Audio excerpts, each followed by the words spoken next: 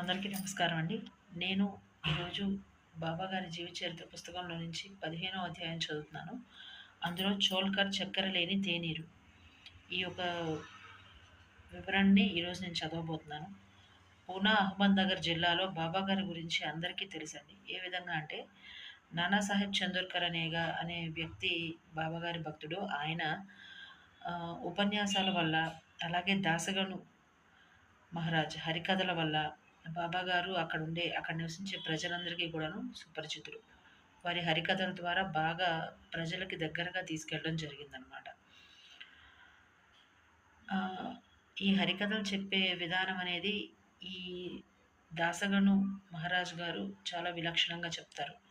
ఈయన మాత్రమే ఎందుకు విలక్షణంగా చెప్తారు అంటే, ఒక్కొక్కళ్ళు ఒక్కో రీతిని చెప్తారు. కొందరు పాడుతూ చెప్తారు, కొందరు నటిస్తూ అంటే నృత్యం చేస్తూ అట్లా ఆ పాటకి తగినట్లుగా, ఆ ఒక ప్రస్తావనకి తగినట్లుగా నృత్యం చేస్తూ చెప్తారు కొందరు.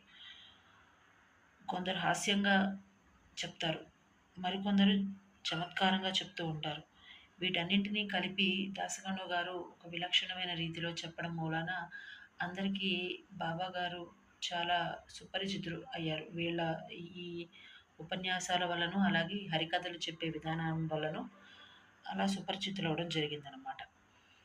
ఒకరోజు అలాగే ఈ హరికథ అనేది ఠానాలో ఉన్న కౌపునేశ్వరాలయంలో ఒకరోజు దాసగను గారు హరికథ చెప్పడం జరిగింది.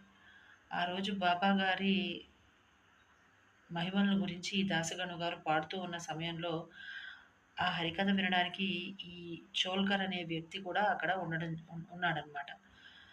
ఆయన ఏంటంటే ఒక సివిల్ కోర్టులో ఒక చిన్న గుమస్తా, చిన్న ఉద్యోగం చేసుకునే ఒక గుమస్తా. ఈయన చాలా పేద కుటుంబం నుంచి వచ్చాడు, అలాగే చాలా పేద వ్యక్తి అనమాట.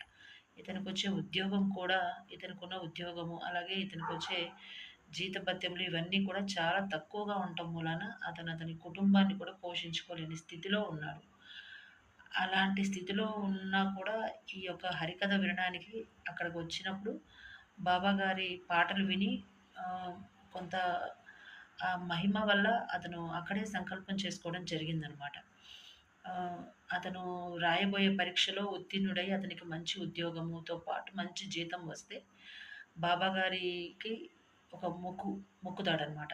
షిరిడీ వెళ్ళి అక్కడ ఒక టెంకాయని బాబా గారికి సమర్పించి అక్కడ కలకండ పంచుతాను అనేసి ఒక సంకల్పాన్ని చేసుకుంటాడు. అక్కడే ఒక హరికథ చెబుతున్న ఒక కౌపునీశ్వర ఆలయంలోనే అనుకుంటాడు.